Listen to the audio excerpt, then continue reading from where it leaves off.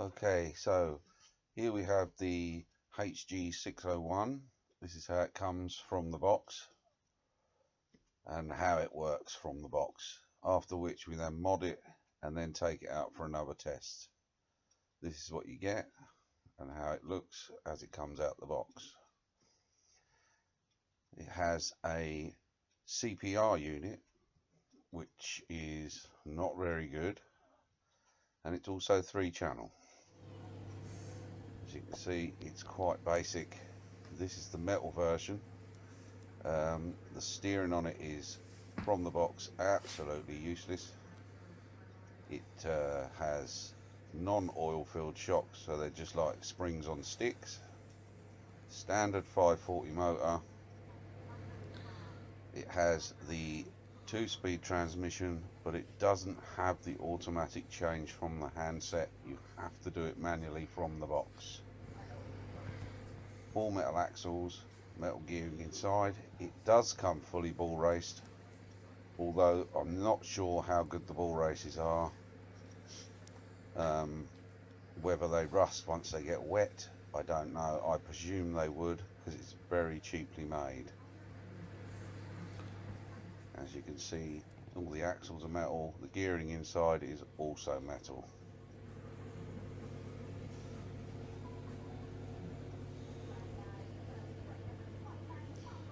Also like to add that the tyres are very hard as they come out the box. Not very good for grip or crawling. There you go. There you can see the springs are just springy. The front springs has very little movement. This is restricted because the servo, the way the servo is set up with the steering, it fouls after about a centimetre of movement, which also isn't very good. Very soft springs on. As you can see, there's the manual shift for the transmission, high to low speed,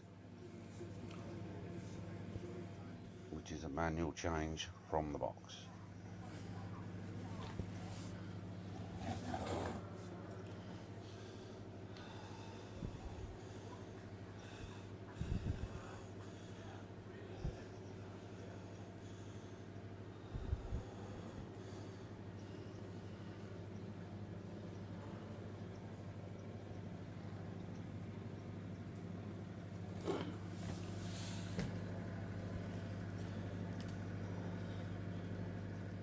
Very little give in the tyres. Now we've got it running in my back garden. This is how it comes out the box with the battery supplied. Whether it can do the speed it says it does on the box, yeah, quite possibly. As you can see, it's very bouncy. The turning circle is absolutely appalling. My whole garden, I cannot turn that car around. I have to reverse it and take another go. Okay, it's gone on to a bit of concrete now. I'll show you here how it climbs down from the step.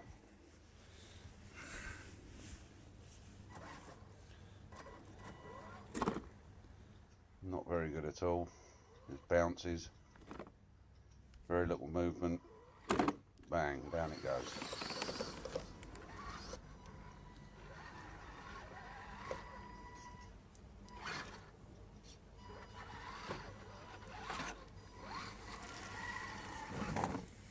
Same thing again at the body roll. Have you noticed the body here is flexible and does jiggle around quite a lot?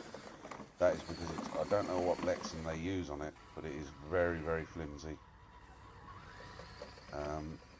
Once I modify it, I have to put supports in the body to stop it jiggling around.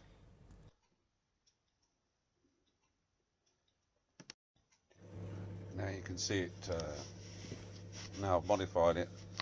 I've changed the CPR unit for an electronic speed controller and my own 3-channel receiver. I've changed the motor to a HPI 35 turn. The shock absorbers have all been changed. These are now oil-filled adjustable shock absorbers. I've taken as you can see there, it's a lot smoother. and a lot more transition movement in the axles.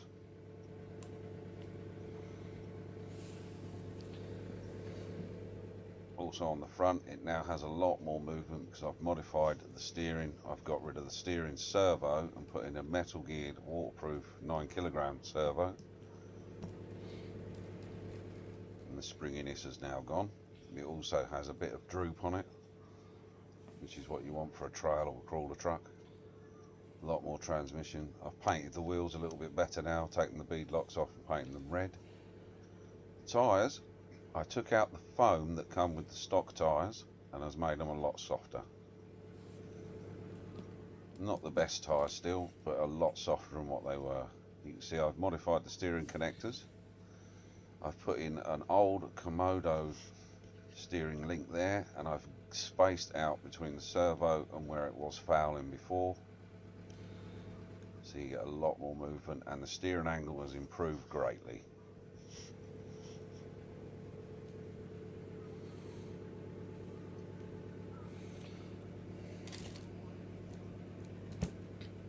Also now it has got added the third servo for the shift. Here we are, we've now got it out. As you can see, the body is now not jiggling around so much. I've added a HPI lighting kit. The parts to actually make the light buckets, I've actually 3D printed them because they're not available. As you can see there, it's the transition from the axles over the rock there is a lot better. The speed control and my receiver are fully waterproofed, obviously. I stripped the whole car down to nuts and bolts and found out that in the axles and the gearbox very little grease. So I've now filled it with the grease, and I changed the ball races over to a rubber sealed ones because obviously it's crawler, it's going to go in water, it's what we want. So that's how I've done it, because I wasn't sure on how good the stock bearings would be. You see there, a lot more movement in the axles and a lot better.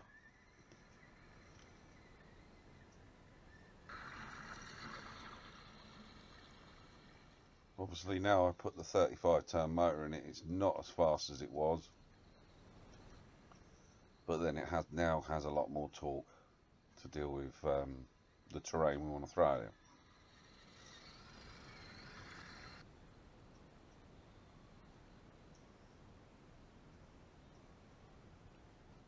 A lot more scale appearance now, it's not bouncing around. Yeah, there's plenty of mud on the tyres there. The mud it's running through, actually it will sink down to the axles.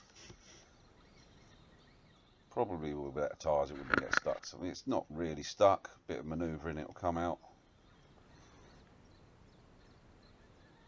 I'd also like to note that this vehicle has no differentials, they're locked to diffs.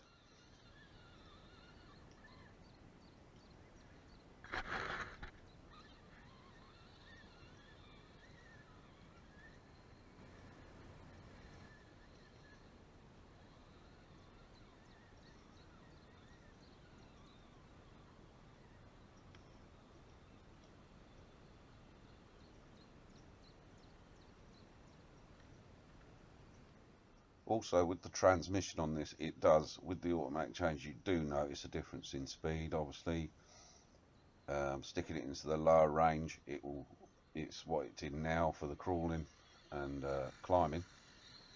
High speed obviously on a trail, it will give it a little bit more speed, obviously less torque.